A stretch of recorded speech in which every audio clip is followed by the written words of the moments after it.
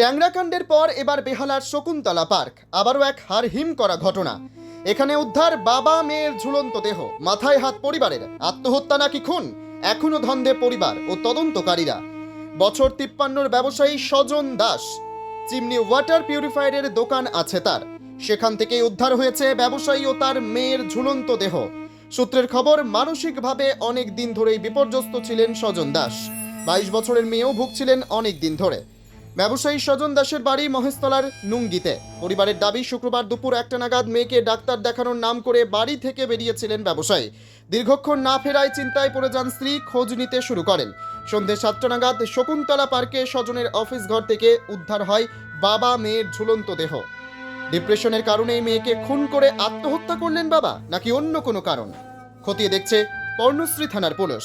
ঘটনাস্থলে পৌঁছেছে লালবাজারের হোমিসাইড শাখা। Bureau report, জজবাত 24 Bangla.